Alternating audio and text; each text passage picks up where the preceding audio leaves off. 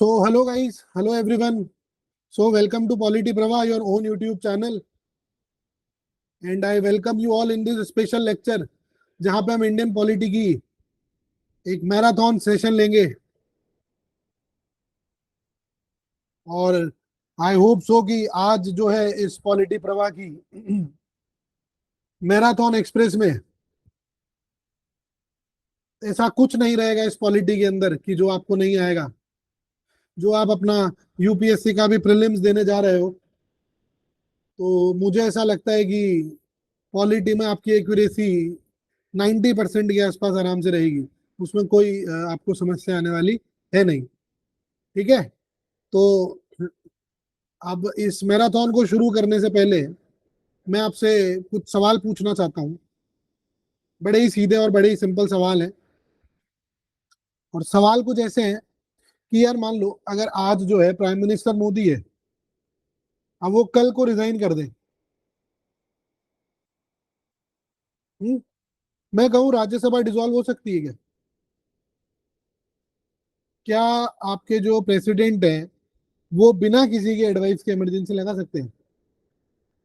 क्या supreme court जो है वो पार्लियामेंट का कोई भी कानून रोक सकती है क्या? देखो, अगर इन तीन चार सवालों का जवाब आपको नहीं पता ना, तो ये पहला सेशन आपके लिए है। और अगर आपको पता भी है, तो इन सवालों के पीछे की जो पूरी फिलॉसफी है वो आज आपको क्लियर हो जाएगी। तो आज हम पहले कवर करेंगे the session one, the foundation of our polity, जिसको मैं कह रहा हूँ पॉलिटी की नींव है ये आज का जो लेक्चर है। तो हम सबसे पहले तो इससे शुरू करते हैं।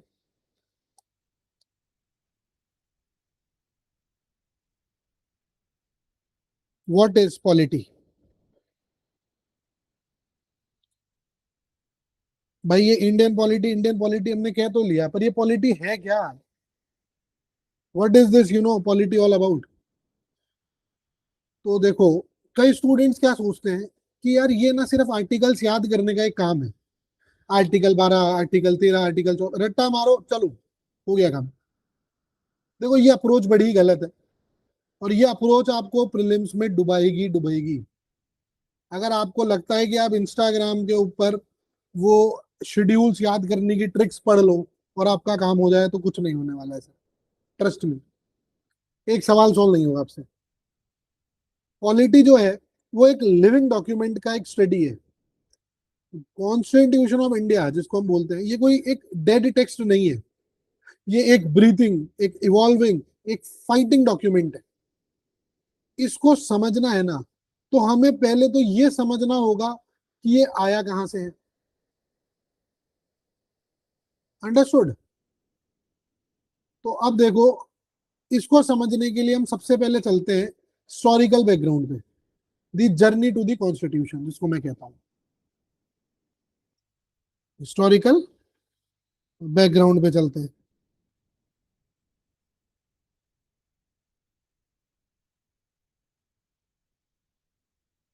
आप सबको पता होगा कि 1600 साल, मतलब ईयर 1600, इंग्लैंड में एक कंपनी रजिस्टर्ड होती है, द ईस्ट इंडिया कंपनी।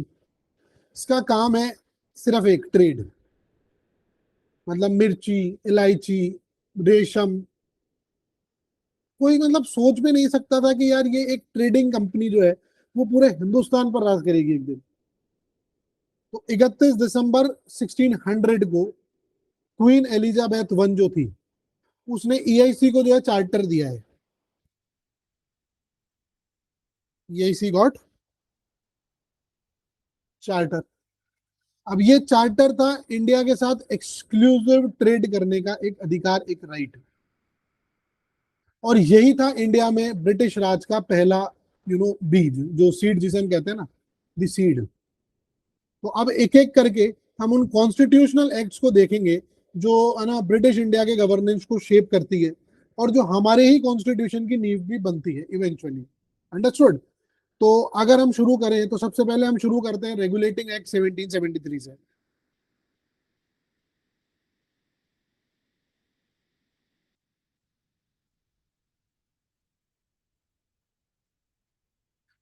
देखो, ये पहला मौका था 1773 का ये एक्ट, जब ब्रिटिश पार्लियामेंट ने ईस्ट इंडिया कंपनी के किसी भी कामों में सीधा सीधा हाथ डाला था। अब क्यों डाला भाई ऐसा? क्योंकि कंपनी जो है वो करप्शन में पूरी तरीके से डूबी हुई थी। अब वो रॉबर्ट क्लाइव अभी गया ही था घर पे खुद के, और वो वापस गया था बड़ा स्कैंडल लेकर के। मतलब इतना वेल्थ, इतनी वेल्थ की ब्रिटिश के इंडियन, ये ब्रिटेन वालों ने कभी देखी नहीं होगी अपनी जिंदगी में इतना पैसा। तो पार्लियामेंट को लगा यार ये लोग तो हाथ से निकल रहे हैं। तो इसके ना तीन क्रिटिकल पॉइंट्स है इस पर्टिकुलर एक्ट के, जो आप सबको याद करने हैं। इसके अलावा ज्यादा याद नहीं करना है। तो पहला तो आपको ये रखना है कि जो कैलकाटा है उसको सुप्रीम प्रेसिडेंसी बनाया गया था। कैलकाटा को क्या करा गया था? सुप्रीम प्रेसिडेंसी बनाया गया। मतलब बॉम्बे और मद्रास अब इसके अंडर में है। समझ गए बात को? अब अब एक और याद रखो, ये अंडर में तो आए पर किसके अंडर में आए? तो ये आए साहब गवर्नर जनरल के अंडर में। तो अब ये पहला गवर्नर जनरल था कौन? तो ये था वॉरेन हेस्टिंग्स। कौन था? Warren Hastings. दूसरा इंपॉर्टेंट पॉइंट इसका ये है कि सुप्रीम कोर्ट जो है वो इस्टेब्लिश होता है 1774 में। अब होता है 1774 में। ये इंडिया के अंदर ना पहली बार एक जुडिशियल ओवरसाइट था जो हमें देखने को मिला। और तीसरा, जो कंपनी डायरेक्टर्स थे उनको अपनी पॉलिसीज वो ब्रिटिश कंपनी को रिपोर्ट करनी थी। मतलब पहली बार आपने पार्लियामेंट्री अकाउंटेबिलिटी लॉन्च करी है। अंडरस्टूड? तो यहां पर आप एक बनाते हो सीओडी। ठीक है, कंपनी डायरेक्टर्स।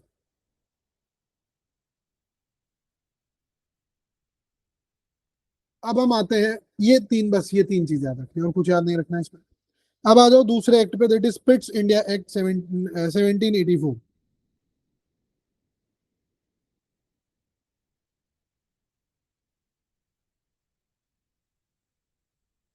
अब यहां से आप ये समझ सकते हो कि यहाँ डबल गवर्नमेंट का जन्म हो रहा है। किसका बर्थ हो रहा है? डबल गवर्नमेंट का। अब ये कैसे? देखो वॉरेन हेस्टिंग जो था ना, उसके टाइम तक करप्शन जो है धीरे धीरे और बढ़ गया था। तो ब्रिटिश पीएम था पिट द यंगर। ठीक है, इसी के नाम पर ये पिट्स इंडिया एक्ट था। तो इसने क्या करा, 1784 में एक नई स्ट्रक्चर दी। और वो नया स्ट्रक्चर था डुअल डुअल गवर्नमेंट का। किसका था? डुअल गवर्नमेंट का। अब ये था क्या? देखो, इसने जो कंपनी के काम थे ना उनको दो पार्ट में बांटा। एक बांटा कमर्शियल मैटर्स को, और कमर्शियल मैटर्स के लिए उसने जिम्मेदारी दी बोर्ड ऑफ डायरेक्टर्स को। लेकिन जो और मैटर्स बच गए, पॉलिटिकल, मिलिट्री, रेवेन्यू वाले, जिसको आप कह सकते हो सिविल मैटर्स, ये सिविल मैटर्स जो है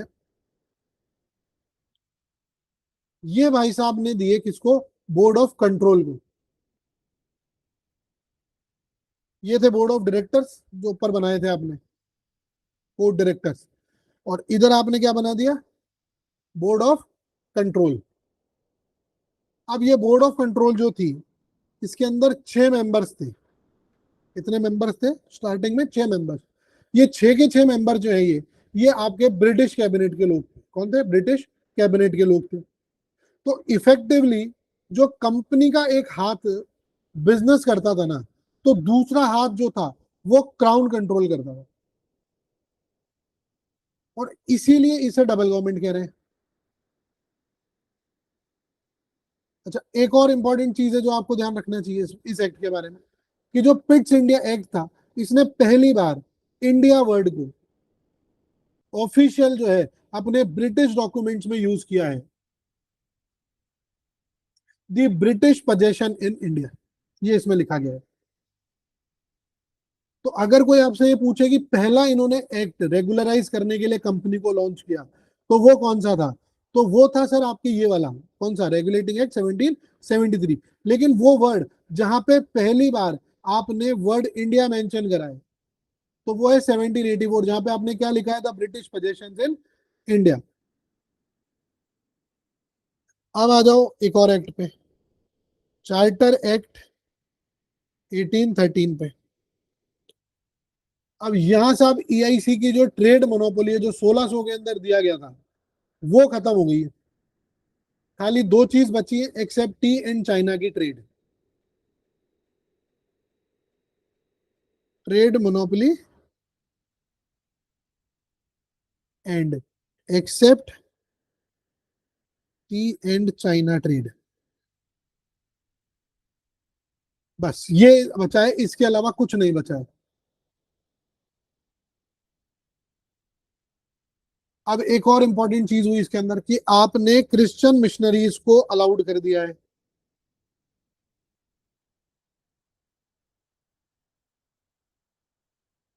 अब ये एक बड़ा कंट्रोवर्शियल डिसीजन था, क्योंकि इस डिसीजन की वजह से आपके सोशल टेंशन काफी बढ़े। भाई कन्वर्जन ही तो करेंगे, और करेंगे क्या लोग आकर के। और एक और चीज हुआ, वो ये हुआ कि पहली बार जो इंडिया की लोकल गवर्नेंस थी, उसके लिए 1 लाख रुपए का प्रोविजन रखा गया फॉर एजुकेशन। तो आपने एजुकेशन के लिए कितने रुपए दिए हैं?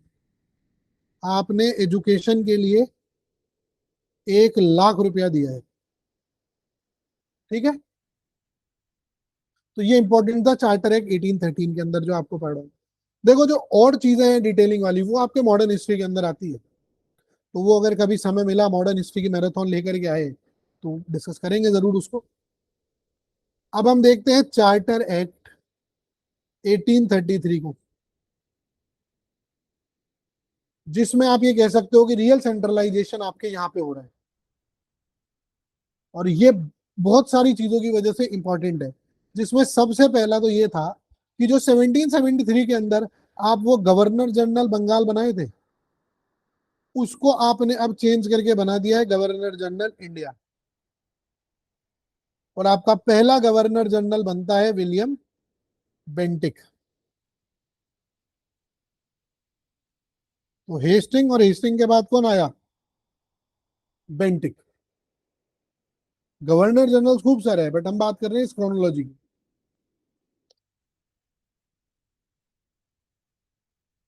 है ना? समझ गए? तो अब क्या हुआ था इस चीज की वजह से कि जो पूरा इंडिया है, वो एक एडमिनिस्ट्रेटिव यूनिट बन चुकी है।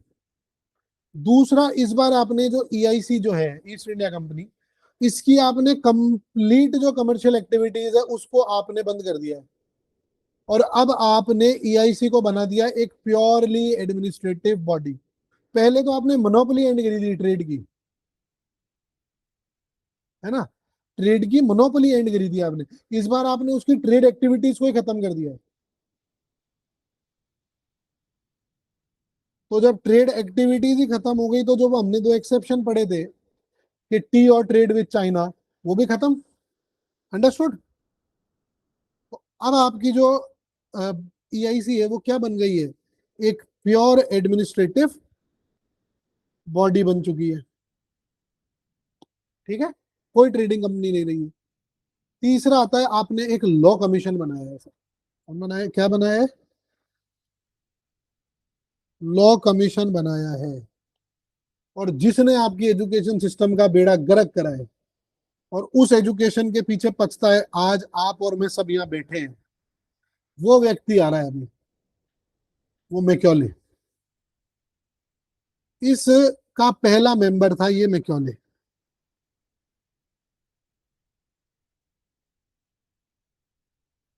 ठीक है, अब ये जो लॉ कमीशन बॉडी है, इसका आप ध्यान रखोगे कि इसी ने आगे जाकर के जो आपका आईपीसी है, इंडियन पिनल कोड, उसको ड्राफ्ट किया है।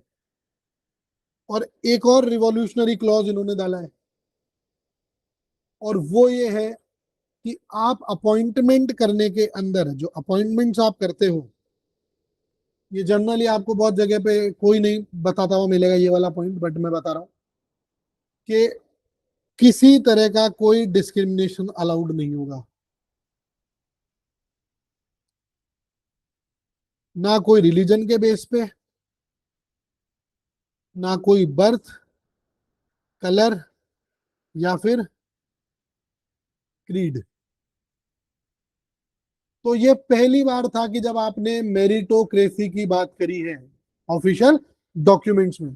तो अब अगर आपको ये चीजें लिखनी हो, आर्टिकल 15, आर्टिकल 16, तो वो कहां से स्टार्ट हो रहा है सर? चार्टर एक्ट 1833 से स्टार्ट हो रहा है। ठीक है, तो अब ये ध्यान रखोगे आप कि गवर्नर जनरल ऑफ बंगाल अब आपके क्या हो गया है? Governor general India. अब आ जाओ चार्टर एक्ट 1853 पे।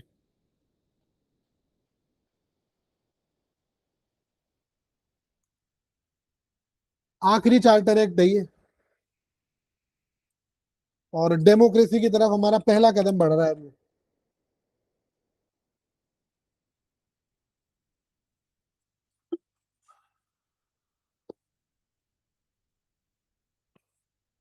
अब साहब ईआईसी क्या करती है इसमें? तो पहला तो आप ये करते हो कि आप लेजिस्लेटिव और जो एग्जीक्यूटिव फंक्शंस हैं उनको सेपरेट करते हो। क्या करते हो?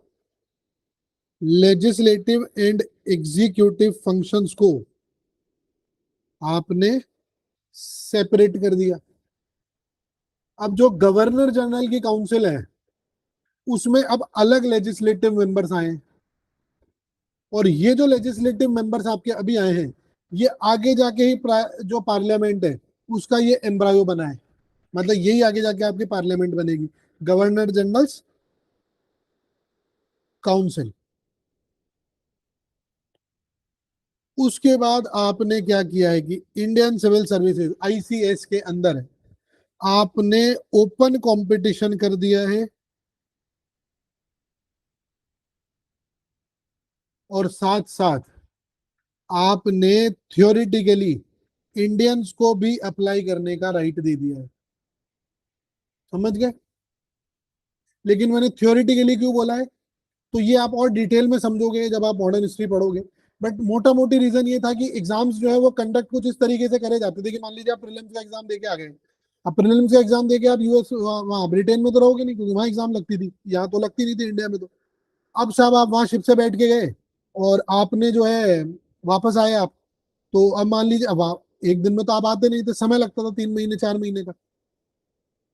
अब आपके वापसी में आते आते रिजल्ट आ गया और बोला कि 4 दिन बाद मेंस का एग्जाम है, आ जाओ देने। तो टेक्निकली तो आप एग्जाम कर ही नहीं पाओगे क्लियर, खाली थ्योरेटिकली कह दिया कि भाई इंडियंस अलाउड है। और तीसरा काम जो इसमें इंपॉर्टेंट किया है वो है कि चार्टर की जो टाइम लिमिट है इस बार उसको फिक्स नहीं करा गया। मतलब पार्लियामेंट ने खुद अपने हाथ में अब कंपनी का फ्यूचर रख लिया है। अब कंपनी का जो फ्यूचर है वो सिक्योर नहीं है। पहले अगर आप नोटिस करोगे तो 20 साल के गैप में आपको एक्ट मिल रहा है। हर 20 साल के गैप में एक एक्ट आ रहा है। 13 में आया, 33 में आ गया, 33 में आया, 53 में आ गया। इस बार उन्होंने कहा नहीं, कोई टाइम लिमिट नहीं है। तो अब साहब आता है गवर्नमेंट ऑफ इंडिया एक्ट 1858। 1857 का दी ग्रेट रिवॉल्ट ये हो चुका है। कंपनी की जो फौज के जो सिपाही थे वो बंदूक उठा चुके थे, है ना। दिल्ली, लखनऊ, कानपुर, झांसी, पूरी कवरेज मिल रही थी इस चीज को लंदन में। ये और मैं आपको बता दूं, ब्रिटिश पार्लियामेंट शॉक्ड था कि ये हो क्या रहा है। तो इसका सिंपल सा एक कंक्लूजन जो निकला वो ये निकला कि कंपनी अब गवर्न करने की स्थिति में नहीं है। तो 1858 में आप लाते हैं गवर्नमेंट ऑफ इंडिया एक्ट 1858। इसका एक लाइन में अगर आप मतलब समझो तो कंपनी आउट, क्राउन इन है। अच्छा, अब इसके आने से क्या बदला है भाई? तो जो बोर्ड ऑफ कंट्रोल और बोर्ड ऑफ डायरेक्टर्स हम पढ़ के आए थे ये दोनों खत्म हो गए, और इनकी जगह पे आपके आता है कौन? Secretary of state for India.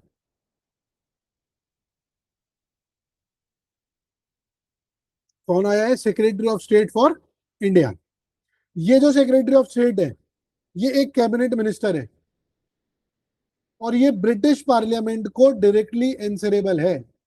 और उसके साथ आप एक और बनाते हो that is 15 member council of India. एक 15 मेंबर बॉडी आपने बनाई है, पहले 6 मेंबर थी, 15 मेंबर हो गई है। इंडिया में गवर्नर जनरल का भी अब आपने टाइटल बदल दिया है। गवर्नर जनरल बंगाल से आपने लाए गवर्नर जनरल इंडिया, और अब गवर्नर जनरल ऑफ इंडिया क्या हो गया है? ये बन गया है वाइस रॉय। वाइस रॉय मतलब क्राउन का direct representative. And who was the first vice Roy? जैसा इसका नाम वैसा इसका काम। वैसे तो कैनिंग है, बट आदमी कनिंग। हमारे इधर राजस्थानी में कहते काइया, तो ये वो है। तो ये कंप्लीट ट्रांसफर का जो है, मतलब पावर का ही कंप्लीट ट्रांसफर है ईआईसी से ब्रिटिश क्राउन को। अब मतलब हिंदुस्तान जो है आपका, वो किसके हाथ में है? क्वीन विक्टोरिया के हाथ में है। ठीक है। अब आते हैं इंडियन काउंसिल्स एक्ट पे, आईसीएस। ये नई सीरीज स्टार्ट हुई है अब 1861 से। वो तो आपने बेसिकली बता दिया है कि भाई अब से ब्रिटिश पार्लियामेंट जो है वो काम करेगी, ये नहीं करेगी। ठीक है। तो अब साहब पहला जो ऑफिशियल एक्ट आता है क्राउन का, जिसमें वो कुछ बातें करते हैं, वो ये है। तो उसमें बड़े ही कुछ इंटरेस्टिंग से काम करे उन्होंने। तो पहला तो उन्होंने किया कि एक पोर्टफोलियो सिस्टम इंट्रोड्यूस किया गया। पोर्टफोलियो सिस्टम इंट्रोड्यूस हुआ है। मतलब हर मेंबर को आपने एक स्पेसिफिक डिपार्टमेंट दिया है। जैसे अमित शाह के पास होम मिनिस्ट्री है, राजनाथ सिंह जी के पास आपके डिफेंस मिनिस्ट्री है। तो ऐसे हर एक मेंबर को एक अलग अलग आपने मिनिस्ट्री दे दी है, पोर्टफोलियो दे दिया है, मतलब है ना। तो ये कैबिनेट सिस्टम की नींव है। ये सब आप चीजें मेरी जो है मैं लिख नहीं रहा हूँ, नोट्स में आपको ये सारी चीजें मिलेंगी, बट ये सब चीजें आपको ध्यान रखनी है sir, for a larger perspective.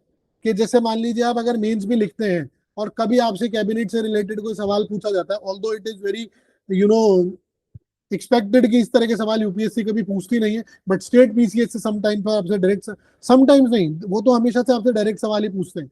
तो अगर आप स्टेट पीसीएस के एग्जाम में भी ये चीज लिख के आते हो कैबिनेट वाले मामले में, कि कैबिनेट की नींव आपके इंडियन काउंसिल एक्ट 1861 से आ रही है, जहां पे पोर्टफोलियो सिस्टम इंट्रोड्यूस हो रहा है, तो उनका एग्जामिनर बड़ा इंप्रेस्ड है सर। उनके एग्जामिनर उनके बच्चों को इतना सब नहीं पता है। ये स्पेसिफिकली मैं आरएस वाले बच्चों को कह रहा हूँ।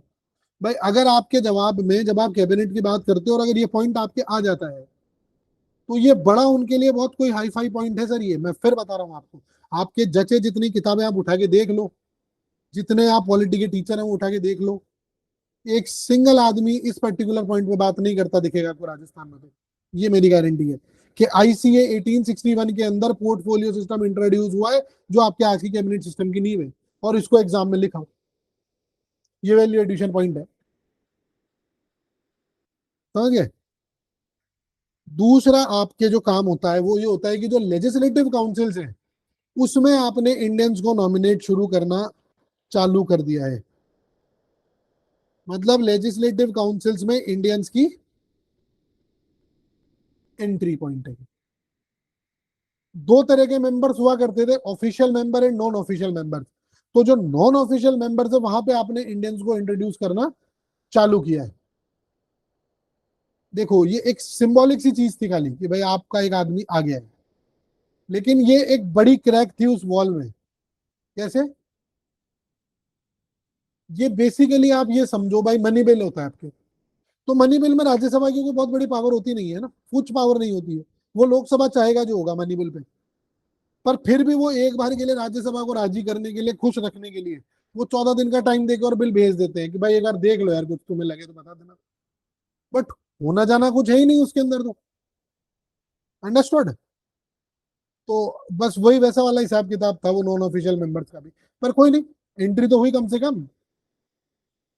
और अब जो आपने तीसरा काम किया, वो ये किया है कि बॉम्बे और मद्रास जो थे, उनको आपने उनकी लेजिस्लेटिव पावर्स वापस दे दी है।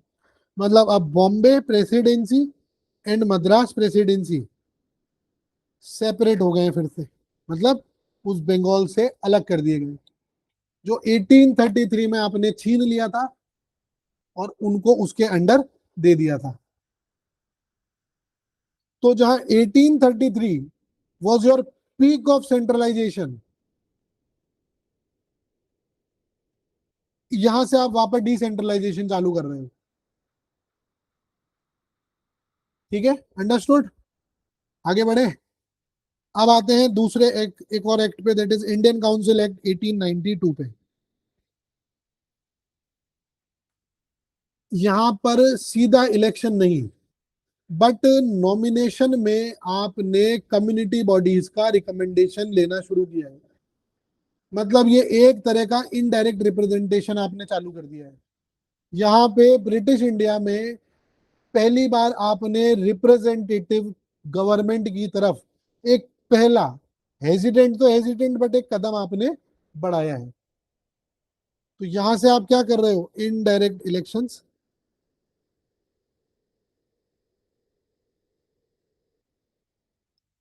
स्टार्टिंग कर रहे हो।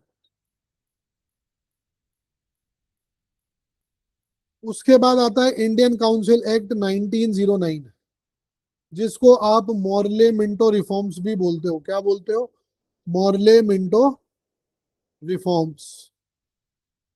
ये जो मॉर्ले है, ये है सेक्रेटरी ऑफ स्टेट, और ये जो मिंटो है, ये उस समय का है वाइसरॉय। इन दोनों ने मिलके कुछ ऐसे रिफॉर्म्स किए हैं जिसके कॉन्सिक्वेंसेस हमें आज भी फील हो रहे हैं। क्या किया इन्होंने? तो इन्होंने सबसे पहला और सबसे घटिया काम जो किया है, डिवाइड एंड रूल वाला, वो किया है कि इन्होंने आपके मुस्लिम्स के लिए सेपरेट इलेक्टोरेट का प्रावधान किया है।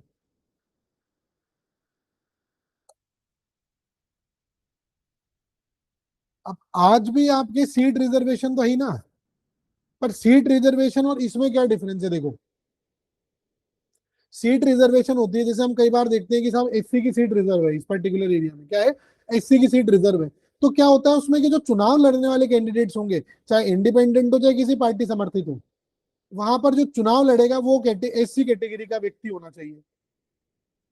पर क्या जो वोट डालने जाते हैं लोग, वो लोग सिर्फ एससी कम्युनिटी के वोट करते हैं? भाई एससी के लिए रिजर्व है तो नहीं, वोट सब करेंगे, एससी एसटी जनरल ओबीसी मुस्लिम सिख ईसाई वट एवर में बेटे, वोट सब करेंगे, खड़ा खाली एससी व्यक्ति होगा। समझ गए बात को? यहां इन्होंने क्या करा है सेपरेट इलेक्टोरेट में, कि मुस्लिम्स के लिए रिजर्व कर दी। और अब ये जो मुस्लिम सीटें हैं, इनमें सिर्फ मुस्लिम ही वोट कर सकते हैं। मतलब हिंदू को, क्रिश्चियन को, बाकी सबको, जैन बौद्ध सबको वोट करने का अधिकार इन्होंने छीन लिया है इसके अंदर। मतलब इन्होंने पहली बार मुस्लिम्स को स्पेसिफिकली अलग अलग कॉन्स्टिट्यूएंसी दी, जिसमें सिर्फ मुस्लिम वोटर्स ही वोट करेंगे और मुस्लिम कैंडिडेट्स ही खड़े हो पाएंगे। और ये था डिवाइड एंड रूल का सबसे सोफेस्टिकेटेड वर्जन। ग्रेवनिल ऑस्टिन एक बहुत बड़े स्कॉलर है, और वो ये कहते हैं कि you have legitimize the communalism. What does Austin says?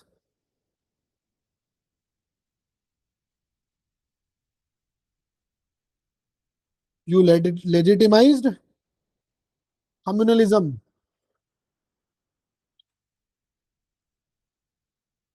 और इसका जो रिजल्ट है वो आपको कहां देखने को मिला है सर? 1947 में जब हमारा देश अलग हुआ, पार्टीशन हुआ, दो टुकड़ों में बटा। Even doctor B R Ambedkar was very critical about all these reforms, और उन्होंने ये कहा था कि सेपरेट इलेक्टोरेट्स ने कम्युनिटीज को परमानेंटली डिवाइड कर दिया है।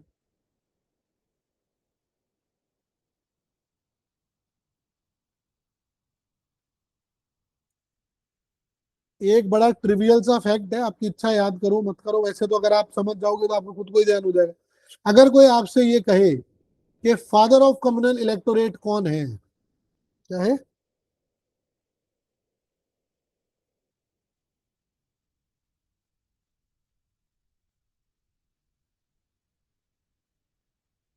ये है वो मिंटो।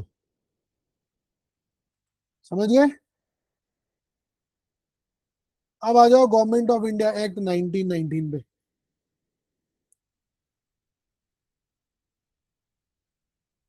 मॉन्टेग्यू चेम्सफोर्ड रिफॉर्म्स इसको आप बोलते हो।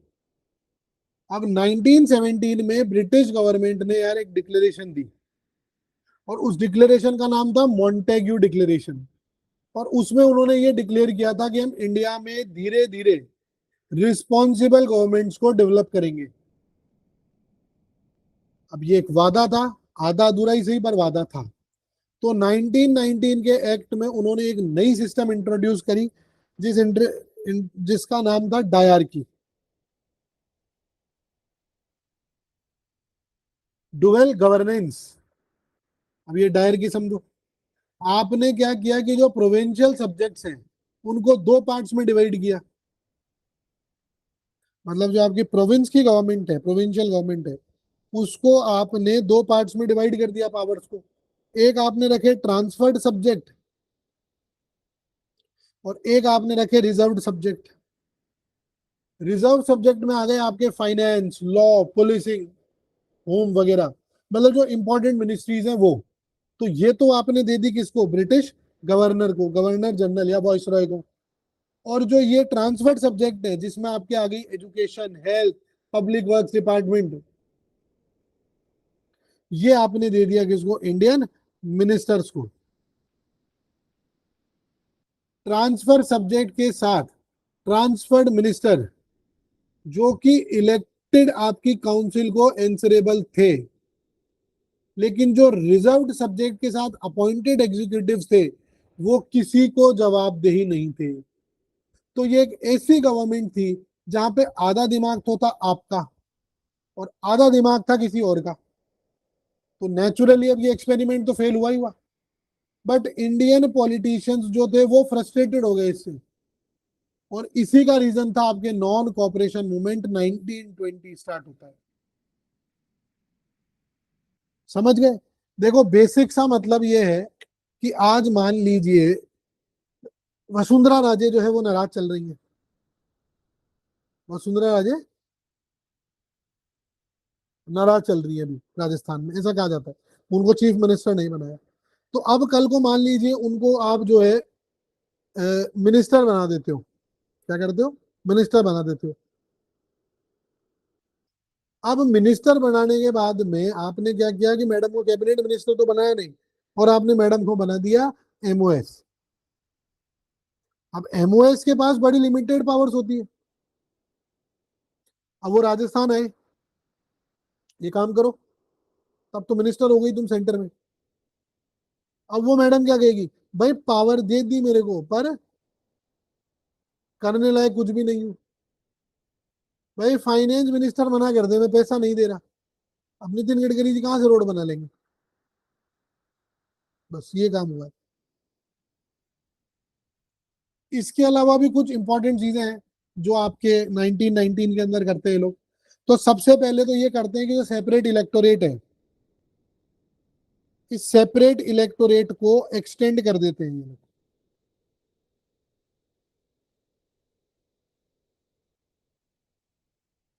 पहले मुस्लिम्स को दिया था, अब आपने सिख्स को, क्रिश्चियंस को और यूरोपियंस, एंग्लो इंडियंस को भी दे दिया है। आपने पब्लिक सर्विस कमीशन का जो कॉन्सेप्ट है वो इंट्रोड्यूस किया है यहाँ पे। उसके बाद में आप बाई कैमरलिज्म का सिस्टम लेकर के आए हो। मतलब आपने सेंट्रल लेजिस्लेचर में पहली बार दो हाउसेस बनाए हैं। एक बनाया काउंसिल ऑफ स्टेट जो है अपर हाउस, और एक बनाई लेजिस्लेटिव असेंबली जो क्या है लोअर हाउस। तो अब आपने चैम्बर से क्या बना दिया इसको? सेंट्रल लेजिस्लेचर को लेजिस्लेचर बना दिया। बार बार बोल ही रहा हूं मैं, सेंट्रल लेजिस्लेचर। और सेंट्रल लेजिस्लेचर भी कैसी? बाई कैमरल, मतलब दो हाउस वाली। अब हम आते हैं उस एक्ट पर जिसके बारे में खुद आपके अंबेडकर साहब ने ये कहा था कि यार जो कॉन्स्टिट्यूशन हमने बनाया है उसमें गवर्नमेंट ऑफ इंडिया एक्ट 1935 का एक बड़ा ही सिग्निफिकेंट पोर्शन हमने यूज किया है। ग्रेवनेल ऑस्टिन ये लिखता है कि हमारे कॉन्स्टिट्यूशन की जो जरी है, मतलब जो उसका फ्रेमवर्क है, वो 1935 के एक्ट से लिया गया है। जो ढांचा हमने लिया है हमारे कॉन्स्टिट्यूशन का वो कहां से लिया है? गवर्नमेंट ऑफ इंडिया एक्ट 1935 से लिया है। अब ये सबसे कॉम्प्रिहेंसिव ब्रिटिश लेजिस्लेशन था इंडिया का।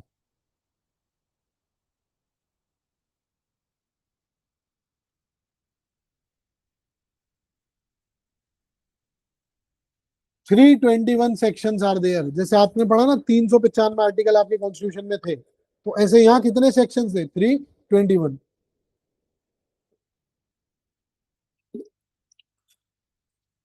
इस सेक्शन से याद आया मुझे एक बहुत out of the context but बड़ी इंपॉर्टेंट बात है।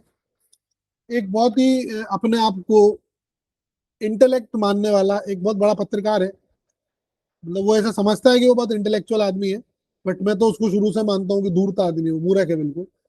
पुण्य प्रसून वाजपेयी, जो पहले आज तक में था, आप सबने देखा हो तो वो रील थी अरविंद केजरीवाल वाली, वायरल हुई थी। उस भाई साहब ने आज एक ट्वीट करा कि आज आपको पता ही होगा कि जो तमिलनाडु के चीफ मिनिस्टर है वो थालापति विजय को बना दिया गया है। तो दिस मैन रिटर्न डाउन की यार आर्टिकल 164, ये लिखना था कि आर्टिकल 164 के तहत गवर्नर ने विजय थालापति को शपथ दिलाई, है ना, अपॉइंट करा एज चीफ मिनिस्टर। भाई साहब को इतना नहीं पता कि इंडियन कॉन्स्टिट्यूशन के परस्पेक्टिव में आप आर्टिकल 164 बोलोगे या सेक्शन 164 बोलोगे। और अगर किसी को लगता हो कि यार ये बहुत बड़ी चीज नहीं है, तो अगर आपको कभी मेंस लिखने का मौका मिले किसी भी एग्जाम में, चाहे वो स्टेट पीसीएस हो या यूपीएससी हो, एक बार आप आर्टिकल 164 की जगह सेक्शन 164 लिखाना। आपकी कॉपी जब आप देखोगे, आरटीआई निकाल के चेक करोगे, तो आपको पता पड़ जाएगा कि कितना बड़ा ब्लंडर मिस्टेक आप करके आए। तो ये स्थिति है आपके सो कॉल्ड इंटेलेक्चुअल पत्रकारों की, जिनको इतनी होश नहीं है जर्नलिज्म की पढ़ाई करने के बाद, जो रात दिन बैठ के कॉन्स्टिट्यूशन की किताब लेके घूमते हैं कि इस कॉन्स्टिट्यूशन में सेक्शन एक भी नहीं है, जो है वो सब आर्टिकल हैं। मुझे लगा बता देना चाहिए, थोड़ा सा मनोरंजन हो जाएगा, है ना। अब हम आते हैं हमारे वापस से गवर्नमेंट ऑफ इंडिया 1935 पे। तो इसके अंदर 321 सेक्शंस और 10 शेड्यूल्स हैं। इसको थोड़ा सा डिटेल में देख लेते हैं, ये पूछ लिया जाता है। तो सबसे पहला जो फीचर आपने इसमें दिया है वो दिया है फेडरल स्ट्रक्चर। पहली बार आपने इंडिया में प्रॉपर फेडरेशन को प्रपोज किया है, जिसमें आपने कहा है कि एक सेंटर होगा, एक प्रोविंसेस होंगी और प्रिंसली स्टेट्स होंगी। लेकिन प्रिंसली स्टेट्स ने कभी ज्वाइन ही नहीं किया, तो ये फेडरेशन जो था वो हमेशा इनकम्प्लीट रहा। मतलब उन्होंने कहा हम एक संघवाद बनाएंगे, एक संघ बनाएंगे, एक फेडरेशन बनाएंगे, जिसमें आपके सेंटर होगा, मतलब जो ब्रिटिश कॉलोनीज है, जो ब्रिटिश के डायरेक्ट कंट्रोल में एरिया है वो होगा। प्रोविंसेस होगी जहां पे आपके इंडियंस की गवर्नमेंट चल रही है, और एक जो प्रिंसली स्टेट्स हैं, इन तीनों को कंबाइन करके हम एक फेडरेशन बनाएंगे। बट प्रिंसली स्टेट्स ने कभी ज्वाइन ही नहीं किया, तो कभी ये इंट्रोड्यूस ही नहीं हुआ फीचर। दूसरा फीचर आता है प्रोविंशियल ऑटोनॉमी का। कौन सा?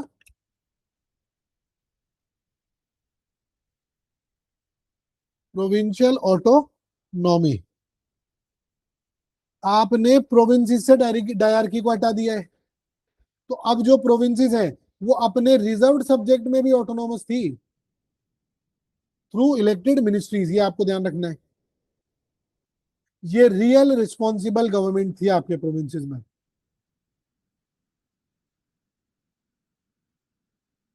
लेकिन अब आपने प्रोविंसेस से तो हटा दी, और आप डायरकी कहां ले आए? सेंटर पे।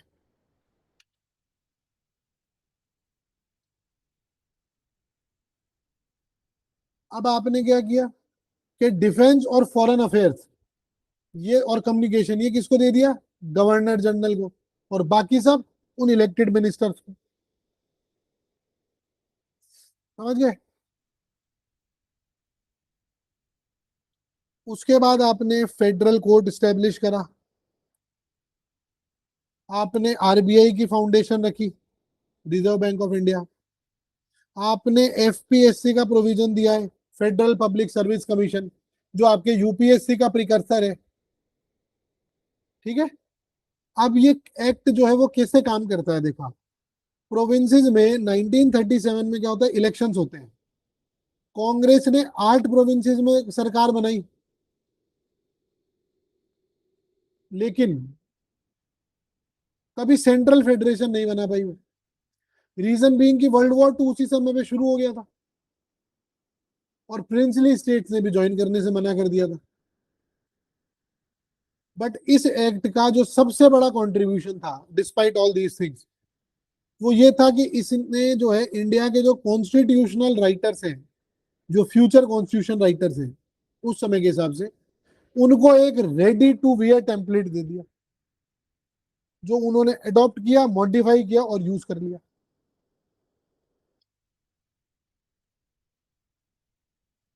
समझ गए? एक और इंपॉर्टेंट चीज याद रखोगे कि आपके गवर्नमेंट ऑफ इंडिया के 1935 में आपने डोमिनियन स्टेटस का कोई जिक्र नहीं किया है, आपने सिर्फ फेडरेशन की बात करी है।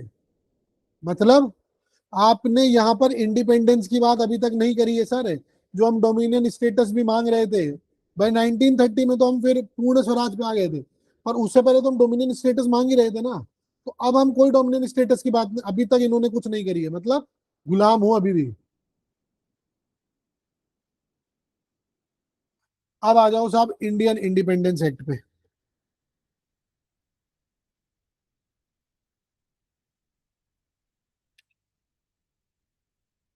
14-15 अगस्त 1947 की वो रात, मिडनाइट, नेहरू जी भाषण दे रहे हैं, ट्रस्ट विद डेस्टिनी, आज तक पॉपुलर है ये। अब ये सब कौन सा एक्ट था जिसने इसको पॉसिबल किया कि नेहरू जी लाल किले पे चढ़ के भाषण दे रहे थे? वो था इंडियन इंडिपेंडेंस एक्ट 1947। इस 1947 एक्ट में आपने दो डोमिनियंस क्रिएट की।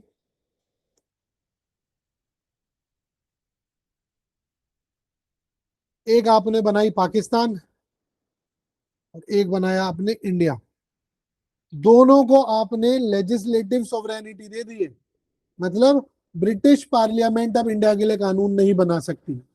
गवर्नर जनरल की जो पोस्ट थी वो रही, लेकिन अब वो सिर्फ सिंबॉलिक थी, जैसे आज आपके प्रेसिडेंट है वो सिंबॉलिक पोस्ट है, तो उस तरीके से प्रिंसली स्टेट्स को आपने चॉइस दी कि यार आप चाहो तो इंडिया में मिल जाओ, चाहो तो पाकिस्तान में मिल जाओ, या आप चाहो तो इंडिपेंडेंट रह लो।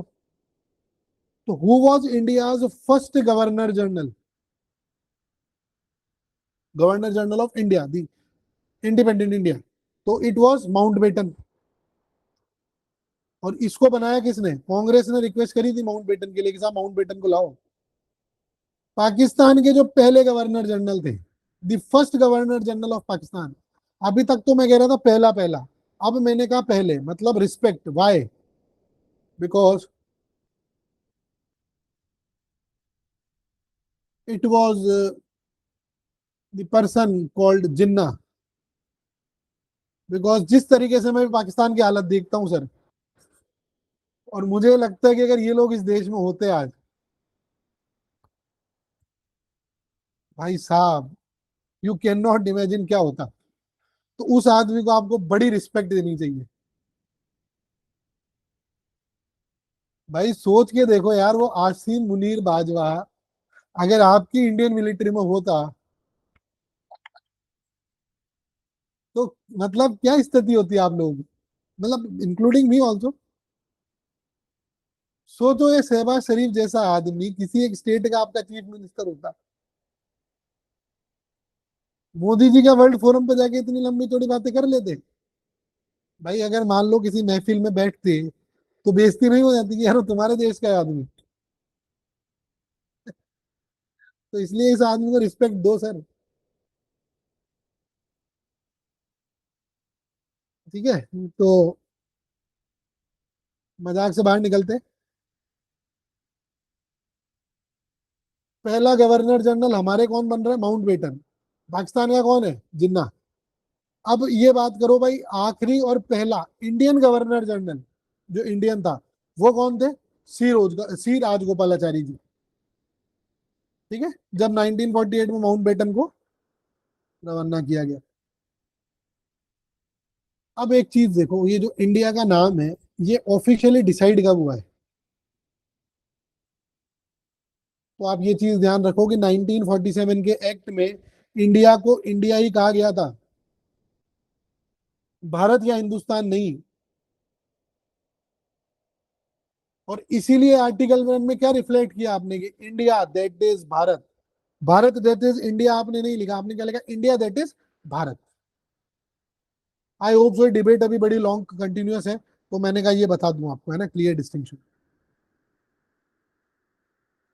तो ये था हमारा हिस्टोरिकल बैकग्राउंड, हिस्टोरिकल जर्नी। एक 5 मिनट का ब्रेक लेते हैं और उसके बाद कॉन्स्टिट्यूएंट असेंबली की बात करते हैं कि हमारा कॉन्स्टिट्यूशन बना कैसे। तब तक के लिए पानी वानी पियो, चाय पियो। कवर कर चुके हैं और उसके बाद अब हम स्टार्ट करते हैं कॉन्स्टिट्यूएंट असेंबली से, कि how our constitution was actually made. तो चलो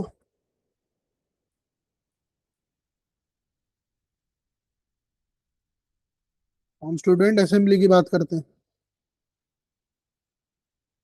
देखो, ये जो आइडिया था ना कि यार हमें खुद का कॉन्स्टिट्यूशन बनाना है और उसके लिए हमें कॉन्स्टिट्यूएंट असेंबली चाहिए, तो ये आइडिया मतलब कहाँ से आया कि इंडियंस जो है वो खुद अपना कॉन्स्टिट्यूशन बनाए। अगर इस सवाल पे हम जाएं तो फॉर्मली अगर जो ये किसी ने पहली बार अगर ये आइडिया रखा है सर, तो ये रखा है आपके एम एन रॉय ने। किसने?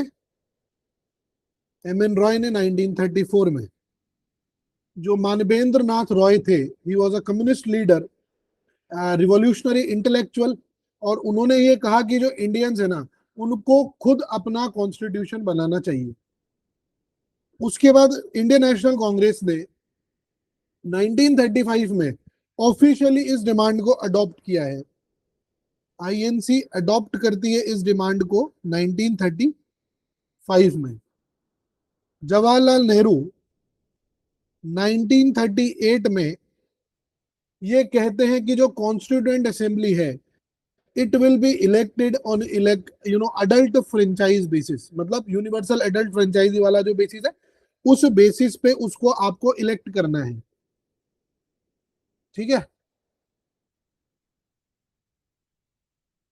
उसके बाद में ब्रिटिशर्स ने 1940 के अंदर एक ऑगस्ट ऑफर वो लेकर के आते हैं।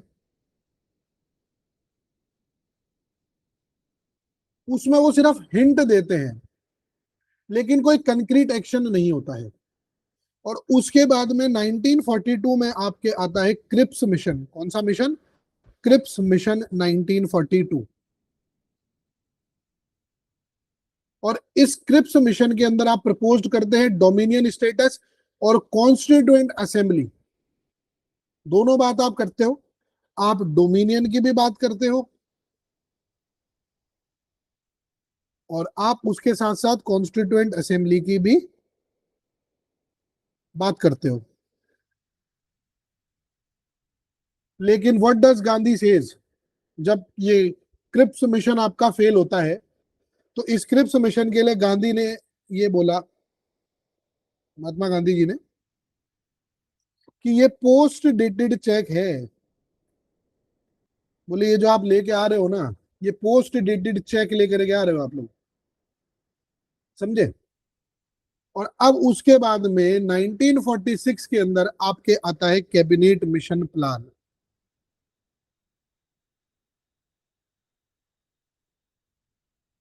1946 में, जहां से आपकी इस चीज की रियल बिगनिंग स्टार्ट होती है।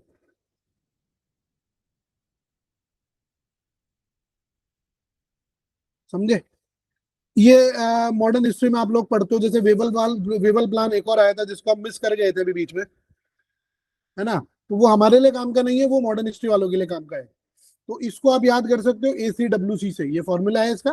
पहले आया अगस्त, फिर आया क्रिप्स, और उसके बाद में आया आपके वेवल, और देन आया आपका कैबिनेट मिशन प्लान। ठीक है। तो ये ट्रिक थी, मेरे दिमाग में आ गई जैसे मैं याद करता था, तो इसलिए मैंने कहा बता दूं आपको भी। तो अब हम आते हैं हमारे एक्चुअल जो है उस पे टॉपिक पे। Just a second, camera, now I think अब ये ठीक है शायद। तो आपके अब हम आते हैं कैबिनेट मिशन प्लान पे। देखो, 1946 में जब वर्ल्ड वॉर टू एंड होती है, तो जो ब्रिटेन है वो एग्जॉस्टेड हो जाता है ना। और अब जो इंडियन इंडिपेंडेंस है, जस्ट अ सेकंड,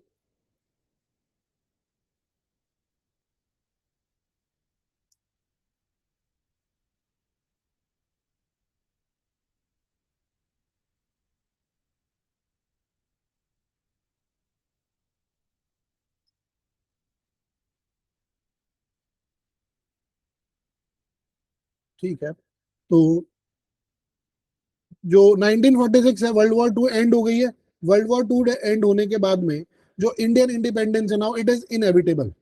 तो ब्रिटिश गवर्नमेंट इसके लिए आपके भेजती है कैबिनेट मिशन प्लान, और उस कैबिनेट मिशन प्लान में आपके कौन कौन आएगा, आपके आएगा पैथिक लॉरेंस, पैथिक लॉरेंस, एक आएगा स्टेफोर्ड क्रिप्स, वही क्रिप्स मिशन वाला क्रिप्स, और एक आपके आता है एवी एलेक्जेंडर। ये तीन व्यक्तियों को ब्रिटेन भेजती है फिर कि भाई अब आप इसको जो है वो कर लो। तो कैबिनेट मिशन प्लान ही जो है एक्चुअली में आपके कॉन्स्टिट्यूएंट असेंबली का एक कंक्रीट फॉर्मूला लेकर के आता है। वो कंक्रीट फॉर्मूला क्या होता है कि वो प्रपोज करते हैं कि 389 आपके टोटल सीट्स हैं, ठीक है, ब्रिटिश इंडिया की। तो उसके अंदर से वो 292 सीट्स जो हैं ये अलॉट करते हैं प्रोविंसेस को, और जो फॉर्मूला होता है इन सीटों को डिवाइड करने का वो होता है उनकी पॉपुलेशन के बेस पे। 93 सीट्स को वो डिवाइड करते हैं आपके प्रिंसली स्टेट्स को, प्रिंसली स्टेट्स को। और जो चीफ कमिश्नर प्रोविंसेस हैं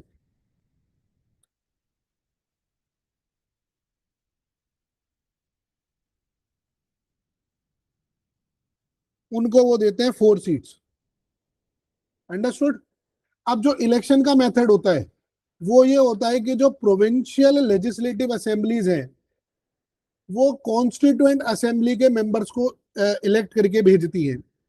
तो जो वोटिंग होगी उसकी, अब इनको भेजेगा कौन, मेंबर्स को, कॉन्स्टिट्यूएंट असेंबली के मेंबर्स को, वो भेजेंगे आपकी प्रोविंशियल लेजिस्लेटिव असेंबलीज, पीएलएज। जैसे आपकी स्टेट लेजिस्लेटिव असेंबलीज होती है जो राज्यसभा के मेंबर्स चुन के भेजती है, तो उसी तरीके से प्रोविंशियल लेजिस्लेटिव असेंबलीज भेजेगी उनको। अब वो प्रोविंशियल लेजिस्लेटिव असेंबलीज क्या करेगी, वोटिंग करेगी। वोटिंग का जो पैटर्न है वो है proportional representation plus single transferable vote method, जो आज आपके यहाँ पे आप फॉलो करते हो, ठीक है। अब साहब जुलाई 1946 में इलेक्शंस होते हैं, 1946 के इलेक्शंस होते हैं, और इलेक्शंस के अंदर जो रिजल्ट आता है उसमें जो आईएनसी है वो 208 सीटें जीतती है। कितनी सीटें जीतती है? और आपकी मुस्लिम लीग कितने सीटें जीतती है? 73 सीट्स। और बाकी जो बच गई वो कौन जीतता है? इंडिपेंडेंट्स। ठीक है, अब आप लोग हिसाब लगा लेना इसका 292 के हिसाब से कितनी बनती है भाई। 270 और 278 और 281, मतलब बच गई कितनी? 11 सीट्स। तो 11 सीटें आपके इंडिपेंडेंट जीतते हैं,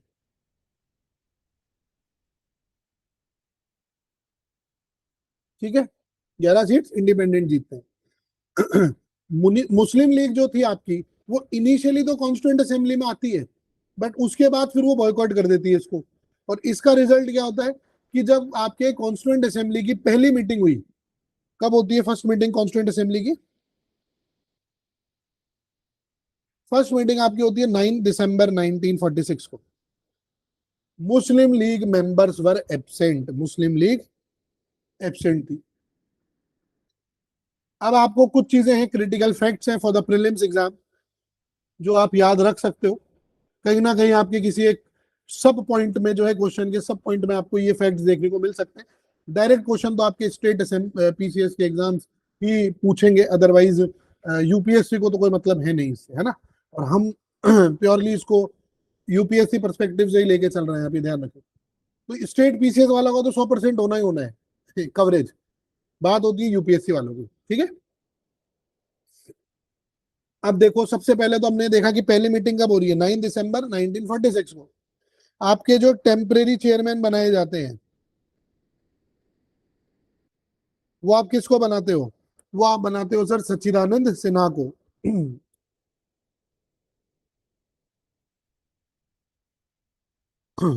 सबसे सीनियर मेंबर थे ये, है ना। और एज का जो कन्वेंशन है कि एज के हिसाब से आप बनाते हो वो वहीं से आया है, यहाँ से। फिर आपके परमानेंट चेयरमैन कौन बनेंगे? वो बनेंगे डॉक्टर राजेंद्र प्रसाद। इनको आप इलेक्ट करते हो सर 11 दिसंबर 1948 को, सॉरी 46 को। जो टोटल सेशंस आपके होते हैं कॉन्स्टिट्यूएंट असेंबली के, वो हुए सर 11 सेशंस। जो टोटल टाइम लगा, टोटल ड्यूरेशन जो लगी, वो लगी 2 years, 11 month एंड 18 days। ठीक है। जो टोटल नंबर ऑफ डेज आपने काम किया है, तो टोटल वर्किंग डेज अगर आप इसमें देखोगे तो वो थे 166 days। अगर मैं बात करूं टोटल सिटिंग आवर्स की, मतलब टोटल कितने घंटे आप बैठे, तो अराउंड 114 आवर्स का जो है आपका डेलिब्रेशन था, 114 घंटे। अब हम बात करते हैं कि आपका कॉन्स्टिट्यूशन अडॉप्ट कब होता है। तो अडॉप्ट आपका सेशन होता है 26 नवंबर 1949 को। तो इस दिन आपका कॉन्स्टिट्यूशन अडॉप्ट भी हो गया है और इनेक्ट भी हो गया है। और इसीलिए 26 नवंबर को आप क्या मनाते हो, संविधान दिवस, नेशनल कॉन्स्टिट्यूशन डे। 2015 से हम इसको फॉर्मली सेलिब्रेट कर रहे हैं। ठीक है, संविधान दिवस।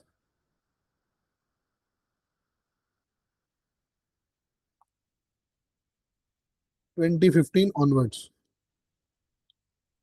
चलो, उसके बाद में आते हैं इफेक्ट की, कि ये इफेक्टिव कब से हो रहा है। तो ये सर इफेक्टिव हुआ है आपका 26 जनवरी 1950 से, जिसके लिए हम कहते हैं कि the constitution was came into force. Why 26 January? 26 जनवरी 1930 को लाहौर के अंदर जो आपके आईएनसी का सेशन हुआ था, जिसको आपके चेयर करा था किसने, who was the president? Jawaharlal Nehru ji, Pandit Jawaharlal Nehru. उस दिन आपके पंडित नेहरू ने ट्राई कलर का फ्लैग फहराया, और इस तारीख को इमोर्टलाइज करने के लिए ही आपने क्या करा था, 26 जनवरी की डेट चूज करी थी। क्योंकि इस दिन कौन सी डिमांड रखी थी आईएनसी ने? पूर्ण स्वराज की। कौन सी डिमांड रखी है? पूर्ण स्वराज की डिमांड रखी थी। अंडरस्टूड? तो अब इतनी सारे फैक्ट्स हैं जो हमें ध्यान रखने हैं related to the constituent assembly और कॉन्स्टिट्यूशन की मेकिंग से, है ना। अब देखो, जो ये ट्रिपल का कॉम्बो आया है कि 26 जनवरी 1949 अडॉप्टेड है, 26 जनवरी 1950 आपने इन्फोर्स्ड किया है, तो इसमें आपको कंफ्यूज नहीं होना है। एक और क्या है कि कॉन्स्टिट्यूएंट असेंबली के जो मेंबर्स हैं वो डायरेक्टली इलेक्टेड नहीं थे, they were elected by the provincial assemblies. तो अगर आपके क्वेश्चन ये आता है कि constituent assembly was a directly elected body, गलत है। तो डायरेक्ट इलेक्शन में कौन थे? प्रोविंशियल लेजिस्लेटिव असेंबली के मेंबर्स, वो डायरेक्टली इलेक्टेड हैं। अंडरस्टूड? अगर आपसे एक और ये पूछे कि कॉन्स्टिट्यूएंट असेंबली के पहले टेम्परेरी चेयरमैन राजेंद्र प्रसाद हैं, सच्चिदानंद सिन्हा है, ये भी ध्यान रखना है, ये बड़ा ही ट्रिवियल फैक्ट है। अब आते हैं कमिटीज की बात करते हैं। तो देखो, कॉन्स्टिट्यूएंट असेंबली जो थी वो बड़ी एक मैसिव डेलिबरेटिव बॉडी थी, जिसके 389 मेंबर्स थे। अब ये सब अकेले कैसे काम करते भाई? तो आपने सॉल्यूशन क्या निकाला? आपने सॉल्यूशन निकाला, कमिटीज बना दी आपने। तो आपने कुछ अलग अलग कमिटीज बनाई है, जिसमें कुछ इंपॉर्टेंट कमिटीज हम डिस्कस करेंगे। पहली कमिटी हम जो डिस्कस करेंगे वो है ड्राफ्टिंग कमिटी। ये सबसे क्रिटिकल थी। इसके 7 मेंबर्स थे। इसके चेयरमैन आपके कौन थे? B.R. अम्बेडकर। अगर मैं 7 मेंबर्स की बात करूं, तो आपके 7 मेंबर्स कौन कौन है? तो पहले आपके थे अलादी कृष्ण स्वामी अय्यर, एक आपके थे एन गोपाल स्वामी अयंगर, एक थे के एन मुंशी साहब, एक थे टी कृष्णमाचारी, एक सैयद मोहम्मद सदाउल्ला, और एक थे आपके बी एल मित्र। अब ये जो बी एल मित्र है, he was replaced later by DP Khaitan, और डीपी खेतान के बाद माधवराव, है ना, वो मतलब डेथ होती गई और फिर ये बदलते गए। उसके बाद एक और इंपॉर्टेंट कमेटी थी आपकी, दैट इज यूनियन कॉन्स्टिट्यूशन की, जिसको आपके नेहरू जी हेड कर रहे हैं। एक और आपकी कमेटी है जिसका नाम है यूनियन पावर्स कमेटी। उसको कौन हेड कर रहे हैं? नेहरू जी हेड कर रहे हैं। एक आपके प्रोविंशियल कॉन्स्टिट्यूशन कमिटी है, जिसको आपके पटेल साहब जो है वो हेड कर रहे हैं। एक आपके एडवाइजरी कमिटी है फंडामेंटल राइट्स, माइनॉरिटीज और ट्राइबल एरियाज पे, इसको कौन हेड कर रहे हैं? इसको भी आपके पटेल साहब हेड कर रहे हैं। उसके बाद में एक ये इंपॉर्टेंट है, फंडामेंटल राइट्स की एक सब कमिटी बनाई गई थी। क्या बनाई गई थी? सब कमिटी बनाई गई थी। इसको आपके हेड कर रहे थे जेबी कृपलानी। जैसे फंडामेंटल राइट की सब कमिटी आपने बनाई, ऐसे ही आपने एक माइनॉरिटीज की भी सब कमिटी बनाई थी। और इस माइनॉरिटीज की सब कमिटी को कौन हेड कर रहा था? इसको हेड कर रहे थे H.C. मुखर्जी। और एक और बॉडी जो आपको ध्यान रखनी है, that is important, that is steering committee. कौन सी? Steering committee. इस स्टीयरिंग कमिटी को कौन हेड कर रहे थे? राजेंद्र प्रसाद।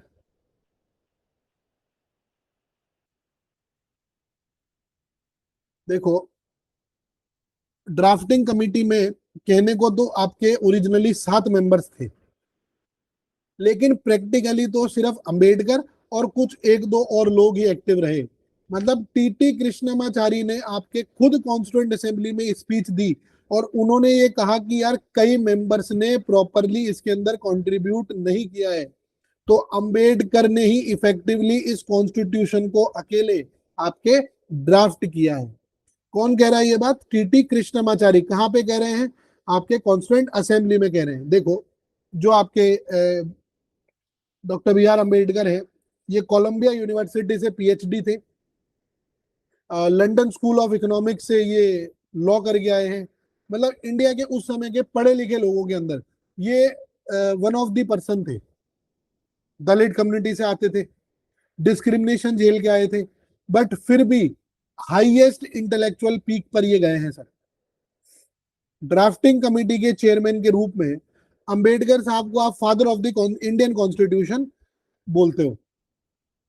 एंड उन्होंने खुद एक बात ये कही थी कि I feel that the constitution is a workable document, and if things go wrong under the new constitution, the reason will not be that we had a bad constitution, but the reason will be that the man was vile.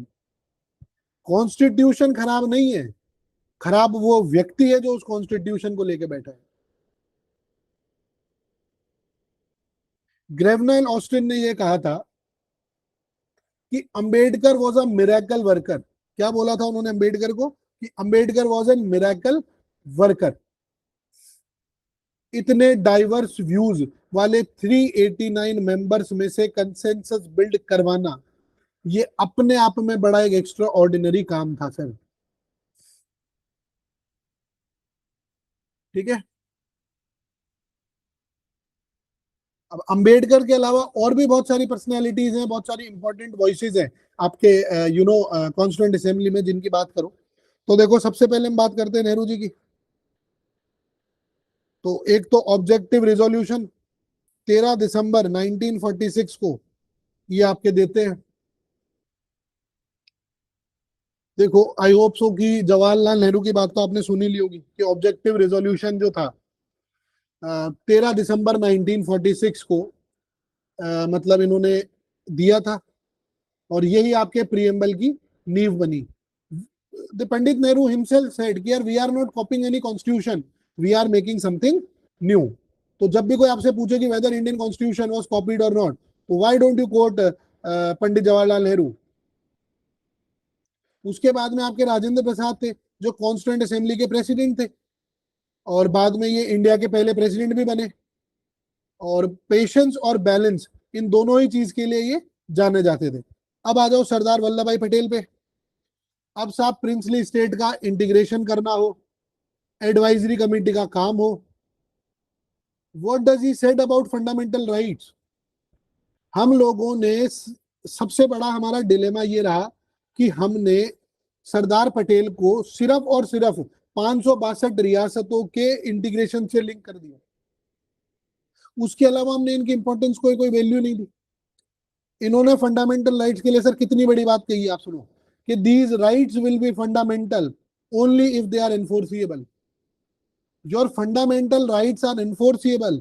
आप कहते हो कि fundamental rights हमने कोई बहुत बड़ी achievement करी है, आपके सरदार पटेल ने ये रिकमेंडेशन करी थी और उसके बाद इनको एनफोर्सेबल बनाया गया कि these right will be fundamental only if they are enforceable. उसके बाद आते हैं के मुंशी साहब। के मुंशी जो थे आपके, उनके लिए कहा जाता था कॉन्स्टिट्यूएंट असेंबली में कि जब फंडामेंटल राइट्स की बात होती थी तो इट वाज सेड कि there was a Munshi draft. Fundamental rights का क्या नाम निकाल रखा था? Munshi draft. He was the influential voice in the constituent assembly. और कभी आप लोग के मुंशी साहब के बारे में पढ़ोगे तो आपको लगेगा कि ही was the biggest legal stalwart of the India at that particular point of time. इनसे बड़ा लीगल अथॉरिटी, लीगल फ्रेटर्निटी आज तक आपको देखने को नहीं मिलेगी। कितने देशों के संविधान इस व्यक्ति ने लिखे हैं सर? बाय देश I mean princely states and also the several other आपकी जो है आसपास की कंट्रीज हैं उनकी। उसके बाद थे टीटी कृष्णमाचारी, और इन्होंने ये कहा था कि जो ड्राफ्टिंग का बर्डन था वो पूरा का पूरा कॉन्स्टिट्यूएंट असेंबली ने जो अम्बेडकर जी पे लाद दिया है। उसके बाद एक थे आपके अल्लादी कृष्ण स्वामी अय्यर जो लीगल एक्सपर्ट थे, है ना। उसके बाद एक सैयद मोहम्मद सदाउल्लाह, ये आपके मुस्लिम लीग से थे लेकिन कॉन्स्टिट्यूएंट असेंबली में रहे और बड़ा ही कंस्ट्रक्टिवली इन्होंने पार्टिसिपेट किया। ठीक है। एक हंसा मेहता थी आपके, इंपॉर्टेंट वुमेन मेंबर थी, और ये आपके जो universal declaration of human rights थे उसमें भी इन्वॉल्व रही थी मैडम। ठीक है। और कॉन्स्टिट्यूएंट असेंबली में वुमेन राइट्स की बड़ी एडवोकेट थी, तो हंसा मेहता साहब का भी ध्यान, मैडम का ध्यान रखेंगे आप। और एक थी बेगम एजाज रसूल। बेगम एजाज रसूल ये एक और इंपॉर्टेंट वुमेन मेंबर थी मुस्लिम लीग से, बट ये सेपरेट इलेक्टोरेट के बहुत अगेंस्ट थी सर, बहुत अगेंस्ट। अब आते हैं कॉन्स्टिट्यूएंट असेंबली डिबेट्स पे, the soul of the document. एक ऐसी चीज जो बाकी जो लोग आपको चीजें पढ़ाएंगे ना, जो मतलब और करेंगे, उससे ये हमें अलग बनाती है, पॉलिटी प्रवाह को अलग बनाती है, कि हम सिर्फ आर्टिकल्स ही नहीं पढ़ेंगे ना, हम उस डिबेट्स को भी देखेंगे जहां से ये आर्टिकल आपके एक्चुअली आए हैं। देखो कॉन्स्टिट्यूएंट असेंबली जो थी आपकी, उसके अंदर जो जितनी भी बातचीत हुई उसको आपने एक किताब में रिकॉर्ड करा। उस किताब का नाम था कॉन्स्टिट्यूएंट असेंबली डिबेट्स। ये एक 12 वॉल्यूम की किताब है sir. It was freely accessible on the internet, और ये आपके सुप्रीम कोर्ट के लिए भी एक इंटरप्रिटेशन का सोर्स है। अंडरस्टूड। और अगर मेरा आपसे पर्सनल सजेशन रहेगा कि अगर आपका कभी आपको जीवन में फ्री टाइम मिले और आपको ये नॉवल वगैरह पढ़ने का समय मिलता हो, तो उन चेतन भगत टाइप नॉवल को तो आप उठा के रद्दी में फेंको और आप कॉन्स्टिट्यूएंट असेंबली की डिबेट्स उठाओ। They will make you intellectually sound person. इतनी जबरदस्त वो सर डिबेट्स हैं, आपका दिमाग खोलेंगे सर वो चीजें। पर अगर समय मिलता हो अपनी पढ़ाई के अलावा, अदरवाइज नहीं, खुद की किताब छोड़ करके और उसको पढ़ोगे तो बेवकूफ हो। पर अगर चेतन भगत पढ़ते हो तो उस चेतन भगत को तो कचरे के डब्बे में डालो और इनको पढ़ो। ये मेरा पर्सनल आपसे एक सजेशन रहेगा। चलो नेहरू के ऑब्जेक्टिव रेजोल्यूशन की बात करते हैं। 13 दिसंबर 1946। अगर मैं इसका टेक्स्ट पढ़ के दूं आपको तो वो कुछ ऐसा था कि उसमें उन्होंने कहा था कि we aim at a union of India which is a sovereign democratic republic wherein all power and authority of the sovereign India shall flow from the people. Adequate safeguards shall be provided for minorities, backward and tribal areas, and depressed and other backward classes. तो ये था आपका वो पहला vision. Notice करो, इसके अंदर भी आपके सेक्युलर और सोशलिस्ट वर्ड नहीं थे। ओरिजिनल ऑब्जेक्टिव रेजोल्यूशन में भी सोशलिस्ट एंड सेक्युलर वर्ड्स नहीं है। ये बाद में आपके 1976 में 42nd अमेंडमेंट एक्ट के जरिए प्रियम्बल में ऐड करे गए हैं during the time of emergency. तो ये एक बड़ा ही कंट्रोवर्शियल एडिशन था और इसकी कॉन्स्टिट्यूएंट वैलिडिटी पर आज भी डिबेट्स हैं, ऑल्दो सुप्रीम कोर्ट ने और सबने इसको सेटल डाउन कर दिया है, बट स्टिल इस पे डिबेट्स आज भी हैं। ठीक है, अब हम बात करते हैं सोर्सेज ऑफ द कॉन्स्टिट्यूशन की। तो अब एक और कॉमन क्रिटिसिज्म है जो आप सबको सुनने को मिलता है कि हमारा कॉन्स्टिट्यूशन क्या है, बोरोड है, कॉपीड है, खुद का इसमें कुछ भी नहीं है। तो ये बड़ा ही एक सुपरफिशियल क्रिटिसिज्म है सर। देखो, बोरोइंग हमने करी है, बिल्कुल हुई है, लेकिन it was thoughtful in deliberate borrowing. जैसे एक आर्किटेक्ट जो होता है वो दूसरी बिल्डिंग से आइडियाज लेता है, लेकिन फिर खुद अपना डिजाइन बनाता है। तो चलते हैं और देखते हैं भाई कहां से क्या लिया है। I will not right it down each and everything. जो नोट्स आपको मैं दूंगा उसके अंदर आपको सब कुछ मिलेगा, ठीक है, बट सुनने पे ज्यादा ध्यान रखो। और ऑल दो ये रिकॉर्डेड लेक्चर्स हैं, तो आपको जैसे ही ये लेक्चर्स प्रोवाइड होंगे तो उसके साथ साथ आपको नोट्स भी प्रोवाइड हो जाएंगे, तो आप साइमल्टेनियसली नोट्स खोल के बैठ सकते हो और जो है सुन सकते हो। तो आपको कुछ नहीं करना है इंडियन पॉलिटी के लिए, सिर्फ मेरे नोट्स लेने हैं, उनको देखना है और इसको सुनना है, that is all, your work will be done. तो ब्रिटेन से सबसे पहले देखते हैं यूके से हमने क्या लिया है। तो यूके से हमने लिया है पार्लियामेंट्री गवर्नमेंट का मॉडल, रूल ऑफ लॉ का कॉन्सेप्ट। उसके बाद सिंगल सिटीजनशिप हमने वहां से ली, कैबिनेट सिस्टम हमने वहां से लिया, जो ये हमने रिट्स का कॉन्सेप्ट लिया है, 5 रिट्स जो हमारी देखने को मिलेगी आर्टिकल 32 में, है ना, हैबियस कॉर्पस, को वारंटो, सेटोरी वगैरह। तो ये हमने कहाँ से लिए, ये भी हमने ब्रिटेन से लिए। बाई कैमरलिज्म का जो कॉन्सेप्ट है, स्पीकर की जो पोजीशन है, ये सब कहाँ से आ रहा है, ये सब ब्रिटेन से आ रहा है। सॉरी। उसके बाद आओ यूएसए पे। यूएसए से हमने क्या लिया है, बिल ऑफ राइट्स से हमने क्या लिया, फंडामेंटल राइट्स।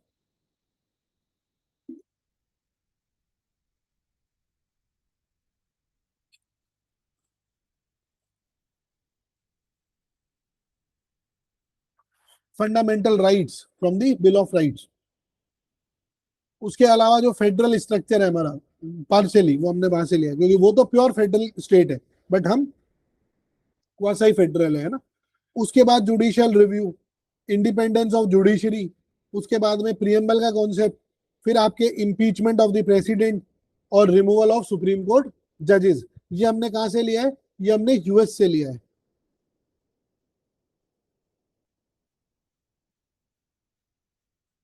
एक एक दो दो इंपॉर्टेंट चीजें मैं लिखता चलता हूं जहां से आप कंफ्यूज रहोगे, है ना। तो उसके बाद आते हैं ऑस्ट्रेलिया पे। तो ऑस्ट्रेलिया से साहब हमने क्या लिया, तो एक तो हमने लिया कंकरेंट लिस्ट जो हमारे 7 शेड्यूल में है। उसके बाद freedom of trade and commerce, ये हमने वहां से लिया। और एक हमने लिया joint setting of parliament, joint setting of parliament. उसके बाद आ जाओ आयरलैंड पे। तो आयरलैंड से हम ले रहे हैं एक तो डीपीएसपी, ये डायरेक्टली हमने कहां से उठाए हैं, आयरिश कॉन्स्टिट्यूशन से उठाए हैं। उसके बाद nomination of the members of the Rajya Sabha, जो नॉमिनेशन करते हैं राज्यसभा में 12 मेंबर्स का, वो कहां से ले रहे हैं हम, वो हमने आयरलैंड से लिया। और उसके बाद जो आपके प्रेसिडेंट का इलेक्शन मेथड है, वो हमने कहां से लिया है, वो भी आयरलैंड से लिया है हमने, प्रेसिडेंट इलेक्शन का मेथड, कि कौन वोट करेगा कौन नहीं करेगा। उसके बाद आ जाओ साउथ अफ्रीका पे। अब साउथ अफ्रीका से हमने क्या लिया, हमने लिया सबसे पहले तो आर्टिकल 368 दी अमेंडमेंट प्रोसीजर, की अमेंड करना कैसे है। और उसके बाद में राज्यसभा के इलेक्शंस का, जो मेंबर इलेक्शन होते हैं उनका प्रोसीजर। कनाडा से देखो क्या लिया, तो पहला तो लिया फेडरेशन विद स्ट्रॉन्ग सेंटर, जो क्वासाई फेडरल फीचर हमारा आया है ना, स्ट्रॉन्ग सेंटर। रेजिडरी पावर जो है वो किसके पास रहेगी, सेंटर के पास रहेगी।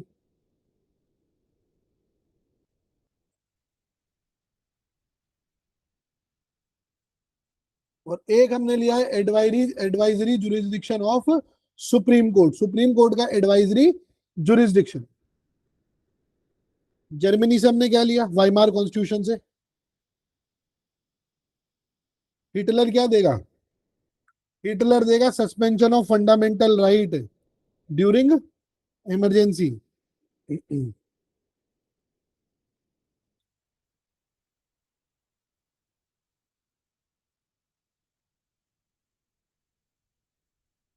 उसके बाद आ जाओ जापान पे। तो इधर से हमने क्या लिया है, प्रोसीजर इस्टेब्लिश्ड बाय लॉ। ये प्रोसीजर इस्टेब्लिश्ड बाय लॉ कहाँ देखने को मिलेगा सर? आर्टिकल 21 का कॉन्सेप्ट यही तो है। डिस्कस करेंगे इसको आर्टिकल 21 में, टेंशन मत लो, बट याद रखो। अब देखो साहब, हमारा फ्रेंड यूएसएसआर, उससे हमने क्या लिया, सोवियत यूनियन से। तो सबसे पहले तो हमने ली फंडामेंटल ड्यूटीज पार्ट 4A। और उसके बाद जो आइडिया है हमारे जस्टिस का, वो कहाँ से लिया है हमने? जस्टिस कौन सा? Social, economic and political. कहां पर है ये? प्रियम्बल में। किससे लिया? यूएसएसआर से, सोवियत यूनियन से। और अब देखो गवर्नमेंट ऑफ इंडिया एक्ट 1935 से क्या लिया? सबसे ज्यादा तो इसी से कॉपी किया ना। तो federal scheme, governor office, judiciary का स्ट्रक्चर, इमरजेंसी के प्रोविजंस, ये आपकी public service commission, administrative detailings, ये सब हमने कहां से लिया है? गवर्नमेंट ऑफ इंडिया एक्ट 1935 से उठाया।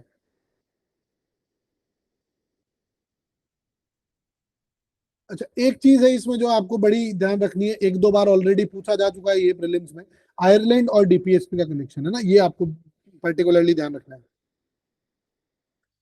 चलो एक और बात करते हैं, नेचर ऑफ द कॉन्स्टिट्यूशन की बात करते हैं।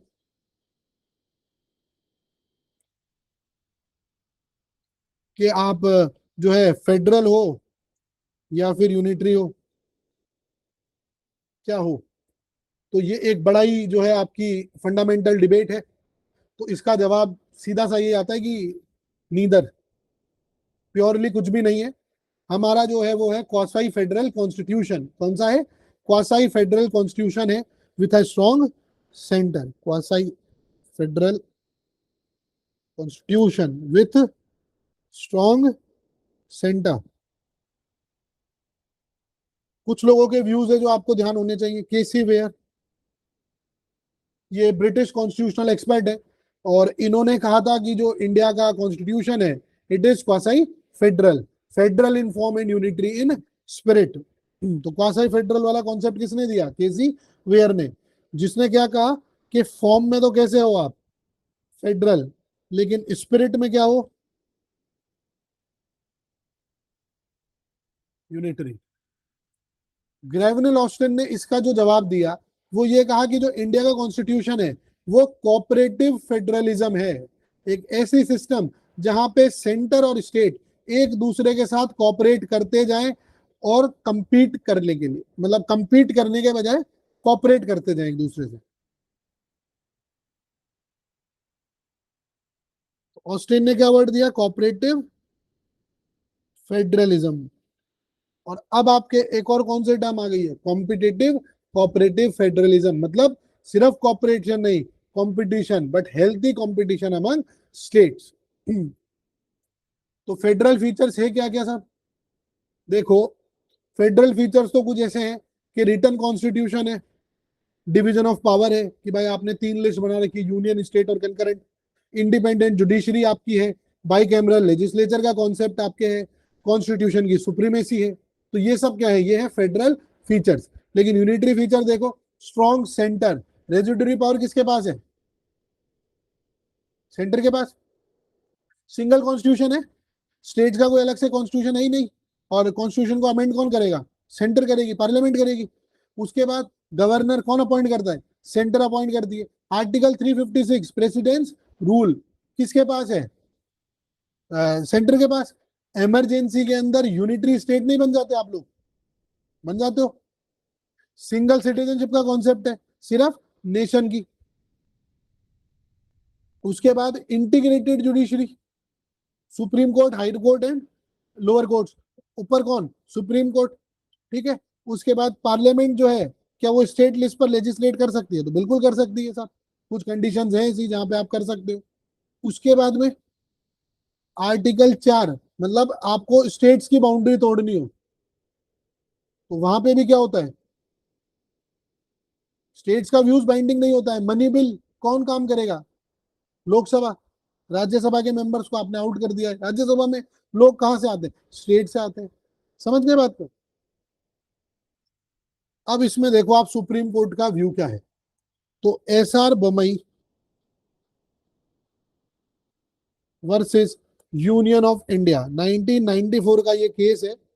9 जज बेंच थी और उन्होंने ये कहा था कि जो फेडरलिज्म है वो आपका बेसिक फीचर है कॉन्स्टिट्यूशन का, लेकिन एक ऐसा फेडरलिज्म जिसमें सेंटर्स को जो है वो ज्यादा पावर है और ये बेसिक स्ट्रक्चर का हिस्सा है, इसीलिए आप इसे अमेंड करके खत्म नहीं कर सकते। तो federalism Indian form is basic structure का पार्ट है।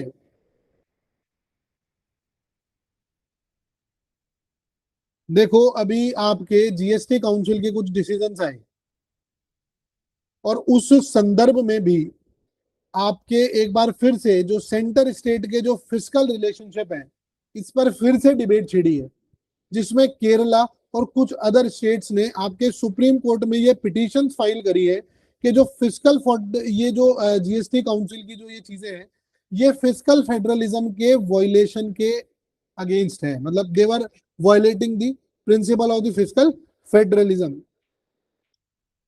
ठीक है।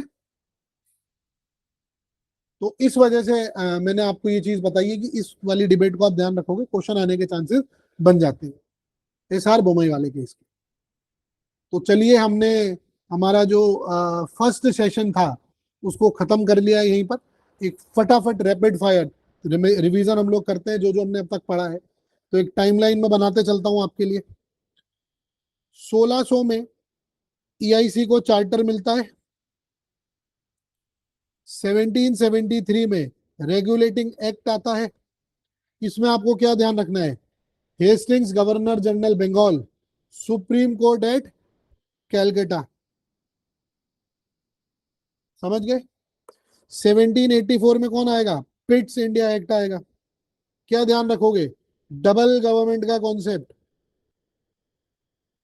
1813 में क्या है ध्यान रखोगे? जो चार्टर एक्ट है आपका, मोनोपोली को एंड कर दिया है। 1 लाख रुपए एजुकेशन के लिए है और क्रिश्चियन मिशनरीज को आपने अलाउड कर दिया है। उसके बाद 1833 में क्या याद रखोगे? गवर्नमेंट ऑफ इंडिया एक्ट जो आया आपका, सॉरी, चार्टर एक्ट जो आया, इसमें आपने गवर्नर जनरल ऑफ इंडिया बना दिया। मैक्योले और उसकी लॉ कमीशन को ध्यान रखोगे और उसके बाद में मेरिटोक्रेसी की बात आ जाती थी इसी के अंदर। और जो आपकी मोनोपोली जो फीचर था, मतलब जो आपके कमर्शियल फंक्शंस थे, बिजनेस वाले जो फंक्शन थे, इकोनॉमिक फंक्शन थे, उनको कंप्लीटली खत्म कर दिया है और प्योरली एडमिनिस्ट्रेटिव बॉडी आपने बना दिया है ईआईसी को। ठीक है। 1853 के चार्टर एक्ट में क्या करते हो आप?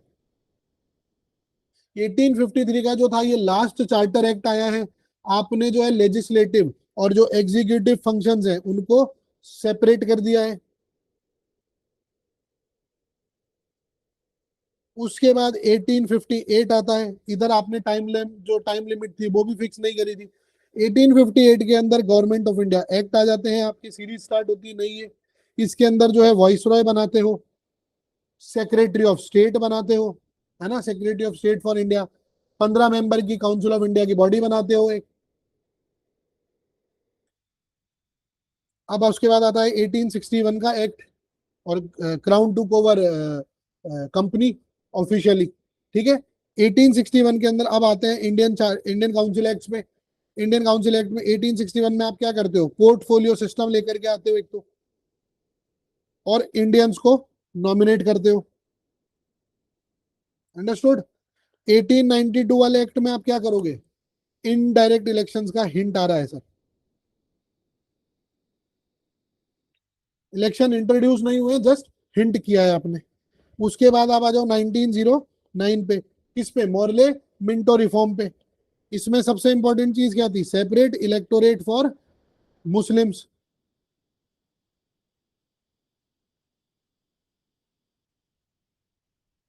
1919 में क्या ध्यान रखोगे?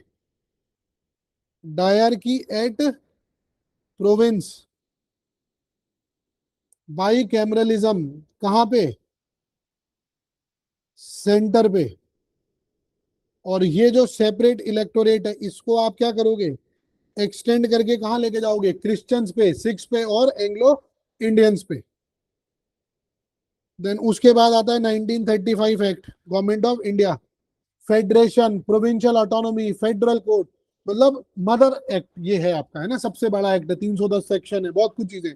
और उसके बाद में आता है 1947 का इंडियन इंडिपेंडेंस एक्ट, जिसमें आप क्या करते हो, टू डोमिनियंस क्रिएट कर देते हो, इंडिया एंड पाकिस्तान। अब देखो कॉन्स्टिट्यूंट असेंबली के फैक्ट्स हमने देखे थे, एम एन रॉय 1934 में डिमांड करते हैं, 9 दिसंबर 1946 को पहली मीटिंग होती है, आपके सच्चिदानंद सिन्हा जो है वो टेम्परेरी प्रेसिडेंट बनते हैं। उसके 2 दिन बाद आपके जो है परमानेंट प्रेसिडेंट किसको बनाते हो आप बनाते हो डॉक्टर राजेंद्र प्रसाद को। अंबेडकर जो है आपके ड्राफ्टिंग कमेटी के चेयरमैन है, 7 मेंबर 6 मेंबर्स और हैं इनके अलावा। 26 नवंबर 1949 को आप कॉन्स्टिट्यूशन अडॉप्ट करते हो, इनेक्ट करते हो। बट इन्फोर्स आप कब करते हो, 26 जनवरी 1950 को करते हो। क्यों करते हो, 1930 के अंदर 26 जनवरी को लाहौर सेशन में INC under the presidency of the Jawaharlal Nehru क्या करती है, पूर्ण स्वराज की मांग रखती है। ठीक है, 2 साल 11 महीने और 18 दिन आपके संविधान को बनाने में लगते हैं, ये ध्यान रखो। नेचर की बात करोगे कॉन्स्टिट्यूशन की तो क्वासाई फेडरल नेचर है हमारा, स्ट्रॉन्ग सेंटर के साथ। केसी वेयर ने क्या कहा, क्वासाई फेडरल नेचर है। ग्रेवनिन ऑस्टिन क्या कहता है, कोऑपरेटिव फेडरलिज्म है। एस आर बोमई केस में आपके सुप्रीम कोर्ट क्या कहती है 1994 में, कि federalism is a basic feature of Indian constitution, you can not amend it. तो ये हमारा ऑफिशियली हमने 12 सेशंस मैंने आपके ऑर्गेनाइज किए हैं, इसके अंदर वन गो में हम इसको कवर करेंगे। आज हम पहला सेशन कंप्लीट कर रहे हैं। 10 मिनट का आप लोग ब्रेक लो, चाय वाय पियो, अपने नोट्स को देखो। उसके बाद सेशन 2 में हम डायरेक्टली जंप करेंगे कॉन्स्टिट्यूशन के सेलिएंट फीचर्स पे, और वहां से कॉन्स्टिट्यूशन की जो सोल है उसमें हम उतरेंगे। तो मिलते हैं 10 मिनट के बाद, एक 10 मिनट का हम ब्रेक लेंगे, उसके बाद हम लोग मिलेंगे। अंडरस्टूड।